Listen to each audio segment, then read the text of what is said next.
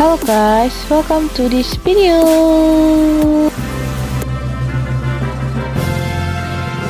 Hai bangkitlah insan mulia, jadi berhati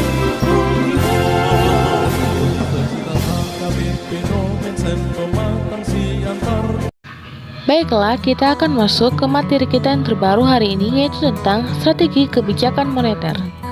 Sebelum kami akan menjelaskan isi materi dari strategi kebijakan moneter, ada baiknya kami akan memperkenalkan terlebih dahulu diri kami masing-masing. Yang pertama ada Tulus Situmorang, NPM 1801060077. Yang kedua yaitu Rizka Afriani, NPM 1801060084. Yang ketiga ada Insani Rame Hulinasya dari NPM 1801060056. Yang keempat yaitu Elizabeth Wampea, NPM 1801060067. Dan yang kelima yaitu dari Esther Simanjuntak, NPM 1801060070. Kami berlima adalah mahasiswa Universitas HKBP Indonesia Pematang Siantar. Nah, di sini kami membuat video tentang strategi kebijakan moneter untuk memenuhi tugas mata kuliah ekonomi moneter. Tugas ini diberikan oleh Bapak dosen kami, yaitu Bapak Benjamin Albert Simamora, SEMM. Oke, baiklah, kita akan masuk ke video kita hari ini, yaitu tentang strategi kebijakan moneter. Sebelum kalian menonton video ini, alangkah baiknya kalian subscribe terlebih dahulu channel ini, terus kalian like videonya. Nanti setelah kalian menonton, kalian komen dan juga kalian share ya kepada teman-teman kalian. Oke, happy watching guys. Perkenalkan, nama saya Tulus Situmorang.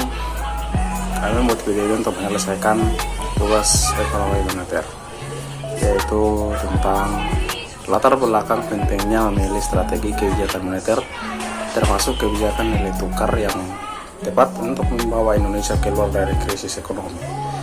Krisis nilai tukar yang melanda Indonesia sejak pertengahan tahun 1997 telah berkembang menjadi krisis ekonomi akibat kerapuhan di sisi ekonomi mikro dan ketidaktepatan kombinasi kebijakan ekonomi makro. Permasalahan yang dihadapi dalam pemilihan strategi kebijakan ekonomi makro adalah adanya konflik trade-off antar kebijakan akibat sifat krisis yang multidimensional. Kebijakan moneter sebagai salah satu elemen kebijakan ekonomi juga tidak terlepas dari kesulitan yang sama, yaitu dalam mengakomodasi sebagai sasaran kebijakan secara serentak. Kesulitan tersebut telah berlangsung sejak sebelum krisis dan berdampak negatif terhadap kondisi fundamental ekonomi makro yang berdasarkan hasil pengamatan ternyata tidaklah sekuat yang diyakini semula. Kesulitan yang dihadapi oleh otoritas baik dalam memilih maupun mengimplementasikan strategi kebijakan moneter juga dialami oleh berbagai negara yang pernah mengalami krisis serupa. Tidak ada satu strategi pun yang cocok diterapkan di semua situasi dan di semua negara. Pemilihan strategi yang tepat ditentukan oleh tekanan eksternal yang dihadapi, karakteristik struktur ekonomi, dan prioritas sasaran akhir yang dipilih. Berdasarkan kriteria tersebut dan mengingat masih rapuhnya sistem perbankan sebagai suatu jalur transmisi kebijakan moneter terpenting serta masih sangat rentannya perekonomian Indonesia terhadap tekanan-tekanan eksternal, maka penerapan strategi jangkar inflasi di dalam suatu sistem nilai tukar yang agak fleksibel kiranya layak untuk dipertimbangkan secara mendalam. Berbagai analisis yang menyimpulkan bahwa penyebab utama parahnya krisis di Asia adalah kerapuhan di sisi ekonomi mikro sebagai sistem perbankan yang tidak sehat, ketergantungan sektor usaha pada hukum hutang baik dalam maupun luar negeri atau high leverage, dan sistem pasar yang dihadapi oleh segelintir monopolis yang menjadi kuat akibat praktek kolusi. Tidak sedikit yang menilai bahwa kondisi kerapuhan di sisi mikro tersebut kemudian diperburuk oleh ketidaktepatan kombinasi kebijakan ekonomi makro atau policy mix yang diambil pada awal dan selama krisis. Sebagai salah satu instrumen kebijakan ekonomi makro, kebijakan moneter memiliki peran yang sangat penting dalam penyelesaian krisis ekonomi yang sedang terjadi di Indonesia. Apalagi mengingat bahwa krisis ini telah berkembang menjadi fenomena yang dikenal sebagai financial distress, yaitu proses demonetisasi berupa penurunan permintaan akan likuiditas perekonomian atau M2 sebagai akibat meningkatnya permintaan akan uang kartal. Apabila dibiarkan terus berlanjut, proses ini akan menimbulkan dampak negatif terhadap pertumbuhan ekonomi jangka panjang, pemicu terjadinya fenomena flight to currency, yaitu begitu tiba-tiba adalah ketidakpastian nilai tukar rupiah. Nah, selanjutnya di sini saya akan membahas mengenai alternatif strategi kebijakan ekonomi moneter dari sisi-sisi teori. Pada tahun 1970, William Paul mengidentifikasi 3 strategi kebijakan ekonomi moneter, yaitu strategi jangkar uang beredar, strategi jangkar suku bunga, strategi kombinasi sistematis antara sasaran volume uang beredar dan tingkat suku bunga. Ketiga strategi tersebut dapat diterapkan di dalam suatu perekonomian tertutup atau derajat mobilitas modal rendah, atau di dalam suatu perekonomian terbuka yang menerapkan kebijakan nilai tukar mengambang, karena hanya di dalam kedua bentuk perekonomian tersebut otoritas moneter memiliki independensi penuh dalam mengendalikan jumlah uang beredar atau suku bunga domestik. Dengan menggunakan kerangka model ISLM, Paul menunjukkan 2 pilihan ekstrem, yaitu jangkar uang beredar dan jangkar suku bunga. Strategi yang tepat tergantung kepada jenis tekanan-tekanan yang terjadi, sehingga apabila suatu perekonomian mengalami tekanan real atau sehingga kurva IS mengalami pergeseran, maka strategi jangkar uang beredar adalah pilihan yang lebih tepat. Karena perubahan suku bunga atau bagi perekonomian tertutup atau perubahan nilai tukar bagi perekonomian terbuka akan meredam tekanan-tekanan tersebut dan meminimalkan dampak negatifnya terhadap stabilitas harga dan produksinya. Sebaliknya, apabila yang terjadi adalah tekanan-tekanan moneter yang menggeser kurva LM, maka yang lebih tepat adalah strategi jangkar suku bunga. Karena perubahan uang beredar dan neraca pembayaran akan meredam tekanan-tekanan tersebut dan meminimalkan dampak negatifnya terhadap stabilitas harga atau produksi. Selanjutnya, strategi kombinasi sistematis antara sasaran volume uang beredar dan tingkat suku bunga. Dengan perkataan lain, kebijakan moneter yang lebih optimal dapat diperoleh dengan menerapkan strategi di mana sasaran jumlah uang beredar dan sasaran suku bunga diterapkan berdasarkan suatu hubungan tertentu. Atau, dalam hal ini, hubungan dapat dikuantifikasi dalam bentuk koefisien. Sekalipun strategi kombinasi tersebut secara teoritis dapat menghasilkan kebijakan yang lebih optimal, dalam praktek tidak selalu demikian. Alasannya, otoritas moneter dituntut mengetahui lebih banyak parameter daripada yang dituntut oleh strategi jangkar uang beredar maupun jangkar suku bunga, di dalam situasi yang masih diliputi oleh ketidakpastian. Semakin banyak parameter yang harus diestimasi, semakin tinggi pula resiko kegagalan strategi yang dipilih.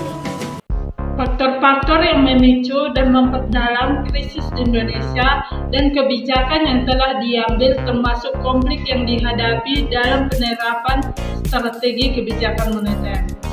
Kondisi Indonesia sebelum dan selama masa krisis. Yang pertama, penyebab krisis yang melanda di Indonesia. Tekanan-tekanan eksternal dapat mempengaruhi perekonomian suatu negara melalui 2 jalur utama, yaitu pasar barang internasional dan pasar keuangan internasional. Tekanan-tekanan yang berasal dari pasar barang internasional dapat berbentuk penurunan permintaan ekspor atau gangguan suplai barang impor. Sedangkan tekanan yang berasal dari pasar keuangan internasional dapat berbentuk kenaikan suku bunga real internasional dan terpuluhnya akses ke pasar keuangan internasional akibat anjloknya kepercayaan investor. Untuk kasus Indonesia, faktor yang ditimbulkan terakhir tampaknya lebih relevan dalam menjelaskan penyebab krisis yang terjadi, yang kemudian sering menjadi tahan perdebatan adalah penyebab dari hilangnya kepercayaan tersebut. Secara ekstrim, terdapat dua pendapat mengenai penyebab hilangnya kepercayaan investor terhadap Indonesia. Pendapat pertama meyakini bahwa kerapuhan sistem keuangan internasional membuat berbagai negara sangat relevan terhadap contagion effect menurut Radcliffe dan Sess tahun 1998. Oleh karena itu, menurut kubu ini, jalan keluarnya adalah dengan memperketat rambu-rambu yang mengatur bekerjanya sistem keuangan internasional, serta mendefinisi peran dan tugas lembaga-lembaga urutan bos agar lebih mampu mengembangkan misi utamanya sebagai penjaga stabilitas sistem moneter internasional. Sebaliknya, pendapat kedua meyakini bahwa kelemahan internal seperti kerapuhan sistem perbankan, sistem pasar yang monopolistik, dan ketidaklepasan kebijakan makro adalah faktor utama kehilangan kepercayaan investor. Faktor ketidaktepatan kebijakan ekonomi makro agaknya bertentangan dengan keyakinan kita dan berbagai lembaga keuangan internasional selama ini bahwa fundamental ekonomi Indonesia sangat kuat karena didukung oleh kebijakan ekonomi makro yang berhati-hati. Pertanyaannya adalah, apakah indikator-indikator ekonomi makro sebelum krisis memang bergerak normal dan tidak menghasilkan kemungkinan timbulnya krisis? Indikator krisis dan sisi ekonomi makro. Berdasarkan hasil studi Kimiski atau Rihad tahun 1996 dan Kimiski tahun 1998 terhadap 102 krisis keuangan yang terjadi di 20 negara. Terdapat beberapa indikator ekonomi makro dan keuangan yang mampu memberikan peringatan secara dini akan memungkinkan timbulnya krisis. Dengan menggunakan indikator-indikator tersebut, terlihat adanya indikator peningkatan kerentaan ekonomi Indonesia terhadap tekanan-tekanan eksternal. Dengan perkataan lain, kondisi fundamental ekonomi makro Indonesia dalam periode sebelum krisis tidaklah sekuat yang diduga semula. Berikut ini adalah gambaran beberapa indikator moneter dan keuangan yang menghasilkan adanya peningkatan tekanan bubble ekonomi dan masalah perbankan, terutama sejak tahun 1996. Yang pertama, pertumbuhan tahunan multiplier M2 kembali meningkat sejak awal tahun 1996 dan terus menunjukkan pertumbuhan positif hingga awal tahun 1997. Setelah mengalami perlambatan secara tajam sejak tahun 1990. Pertumbuhan positif multiplier M2 telah meningkat kemampuan perbankan dalam menciptakan uang. Yang kedua, rasio kredit terhadap PDB yang terus bergerak naik sejak akhir tahun 1904 menunjukkan kenaikan yang semakin cepat sejak akhir tahun 1996. Yang ketiga, rasio suku bunga kredit terhadap deposito, terutama deposito 1 bulan, cenderung meningkat sejak pertengahan tahun 1995 hingga pertengahan tahun 1997. Hal ini kemungkinan mencerminkan penurunan kualitas kredit perbankan.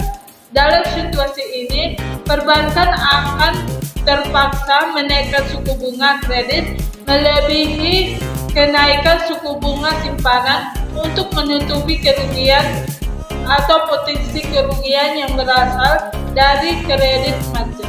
Yang keempat, sejak pertengahan tahun 1996 terdapat kecenderungan peningkatan pertumbuhan simpanan falas. Sebaliknya, pertumbuhan simpanan rupiah cenderung mengalami penurunan. Hal ini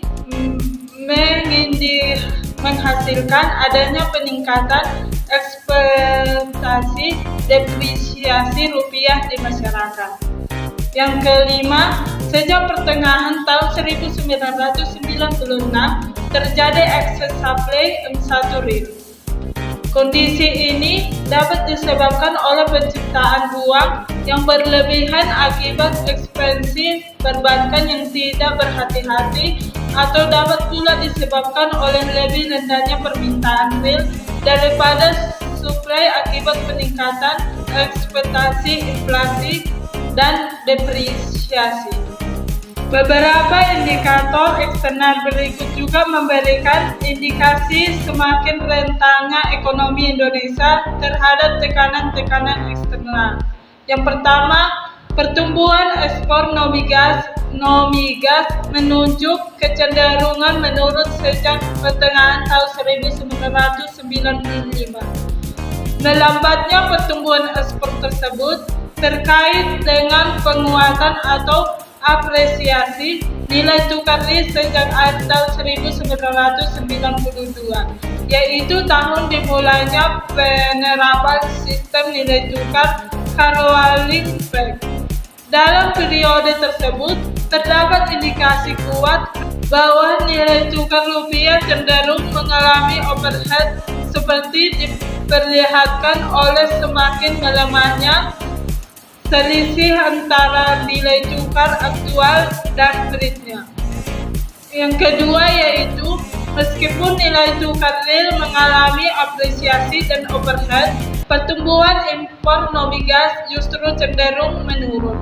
Sejak akhir tahun 1995, sebagaimana akan dijelaskan berikut ini, melambatnya pertumbuhan impor non-migas diperkirakan terkait dengan melambatnya pertumbuhan ekonomi. Berikut ini adalah gambaran beberapa indikator sektor real dalam periode sebelum dan selama krisis. Yang pertama yaitu, setelah sampai mengalami kebijakan cukup tinggi dalam tahun 1994, pertumbuhan ekonomi menunjukkan tren menurun sejak pertengahan tahun 1995.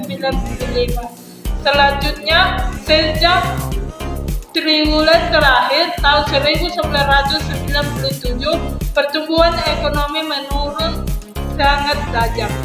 Yang kedua, agak sulit untuk memperoleh gambaran konklusif dan perkembangan indeks harga saham gabungan atau IHSG di Bursa Efek Jakarta.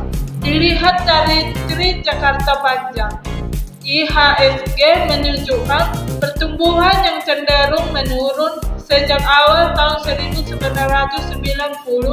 namun perkembangan sejak tahun 1996 hingga terjadi krisis rupiah pada bulan Juli sampai Agustus tahun 1997 memperlihatkan pertumbuhan yang cenderung meningkat. Kecenderungan peningkatan harga saham di tengah kecenderungan melambatnya pertumbuhan ekonomi menunjukkan kuatnya tekanan spekulatif selama periode sebelum krisis. Baiklah, saya akan menjelaskan tentang konsep, teori, dan pengalaman negara-negara lain, serta pengalaman Indonesia sendiri. Alternatif strategi kebijakan moneter untuk Indonesia. Yang relevan bagi kita sekarang adalah bentuk strategi kebijakan moneter apa yang tepat untuk diterapkan agar ekonomi Indonesia segera keluar dari krisis. Pemilihan strategi kebijakan moneter dan nilai tukar yang tepat tergantung kepada 3 faktor. Yang pertama, jenis tekanan yang dihadapi. Apabila perekonomian mengalami tekanan, maka penggunaan patokan suku bunga adalah yang paling ideal karena fluktuasi permintaan uang yang terjadi akan diakomodasikan oleh neraca pembayaran tanpa mengganggu stabilitas harga atau produksi. Yang ketiga, ada karakteristik struktur ekonomi suatu negara. Efektivitas pengendalian besaran moneter antara lain bergantung kepada adanya fleksibilitas tingkat upah real agar perubahan nilai tukar nominal berdampak jangka panjang terhadap tingkat upah real dan produksi. Yang ketiga, ada prioritas sasaran ekonomi yang diterapkan oleh pemerintah, khususnya yang berkaitan dengan trade-off antara produksi, inflasi, dan neraca pembayaran. Bagi negara yang menerapkan pengendalian besaran moneter, biasanya akan mengalami variabilitas inflasi jangka pendek yang lebih besar. Dengan menggunakan kriteria di atas, saya akan mencoba mengidentifikasi strategi kebijakan moneter dan nilai tukar yang tepat untuk diterapkan dalam menghadapi krisis di Indonesia. Yang pertama, ada jangkar uang beredar. Cukup sulit untuk memilah secara akurat jenis tekanan eksternal yang melanda Indonesia.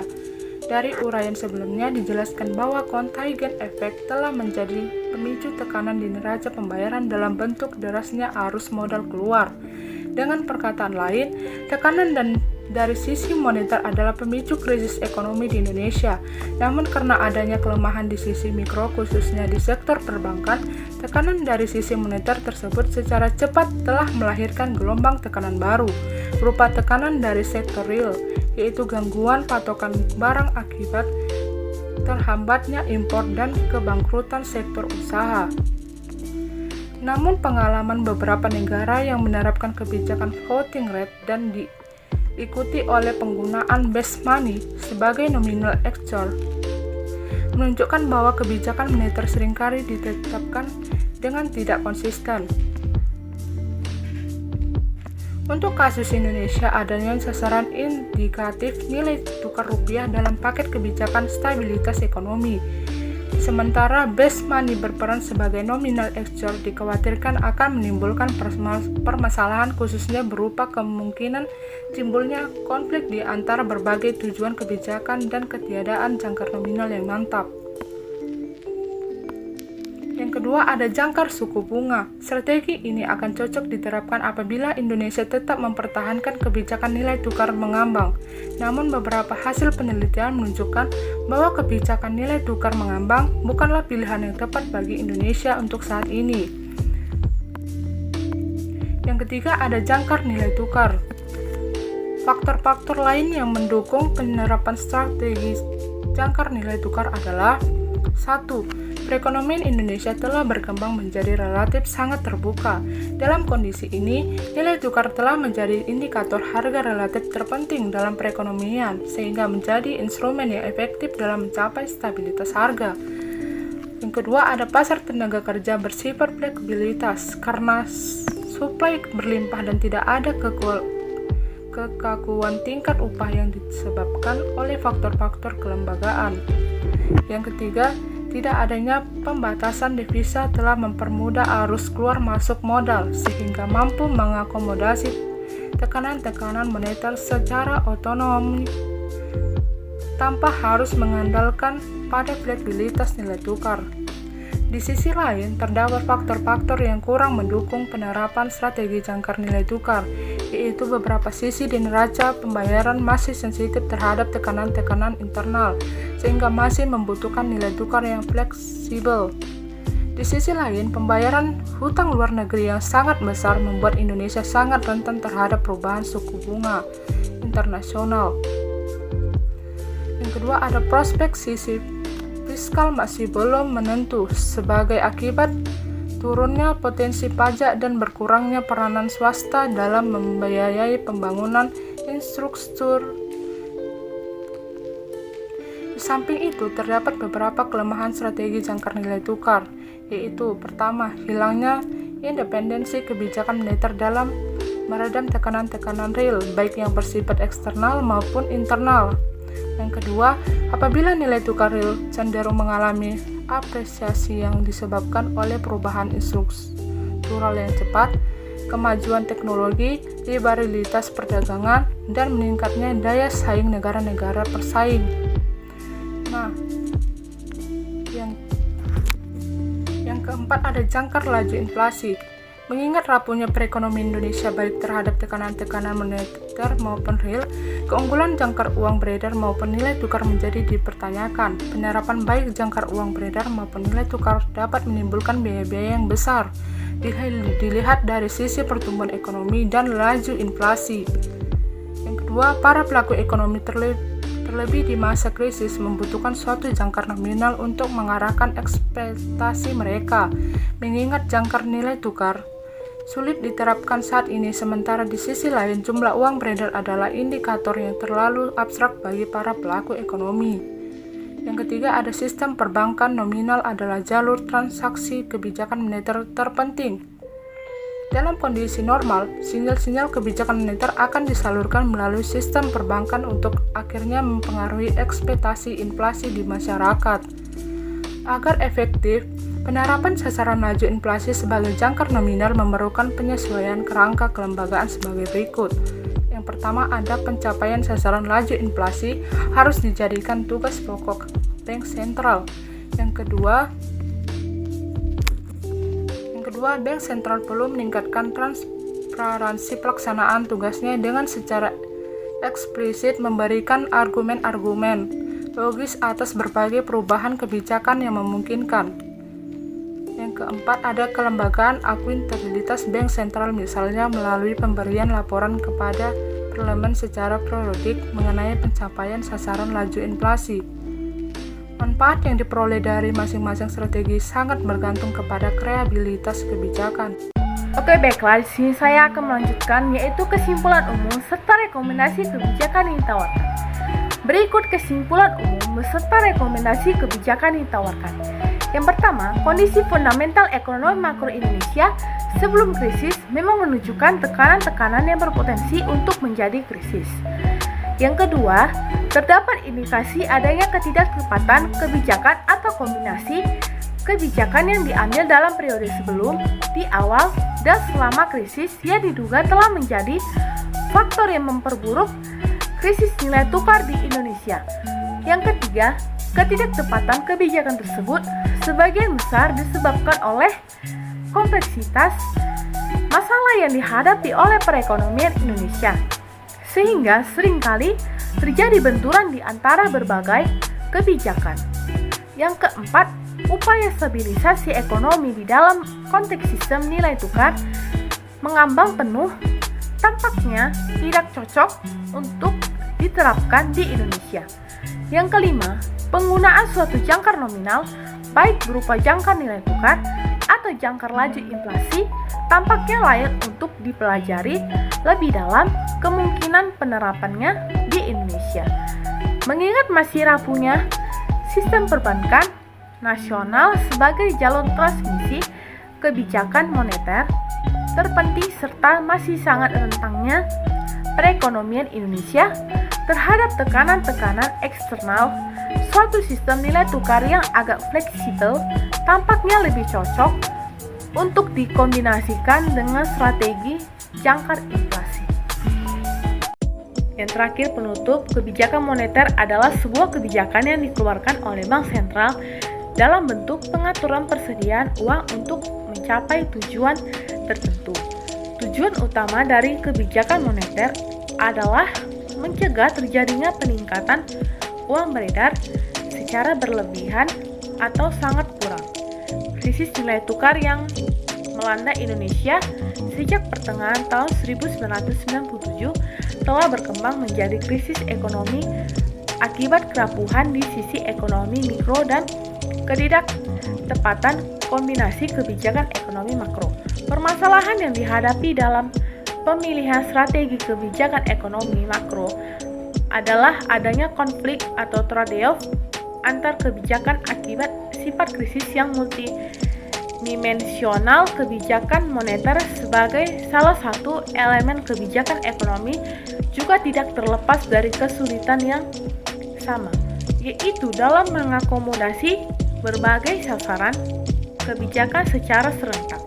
Kesulitan tersebut telah berlangsung sejak periode sebelum krisis dan berdampak negatif terhadap kondisi fundamental ekonomi makro yang berdasarkan hasil pengamatan ternyata tidaklah sekuat yang diyakini semula.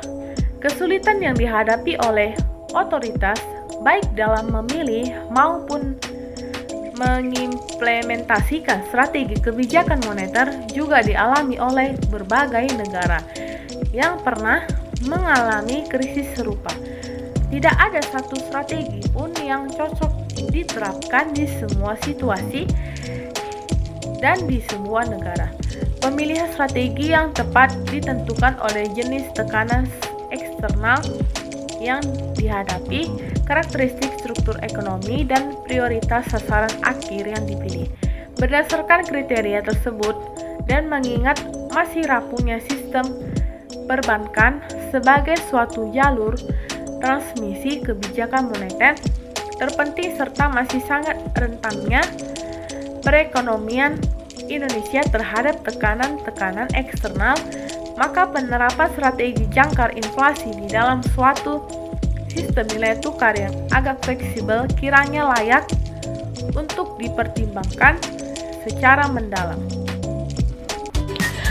Oke guys, itulah tadi video kami tentang strategi kebijakan moneter. Kami mohon maaf jika ada kesalahan pengucapan di dalam video tersebut. Dan terima kasih juga telah menonton video ini. Jangan lupa di like, comment, and subscribe this video. And see you again. Bye-bye.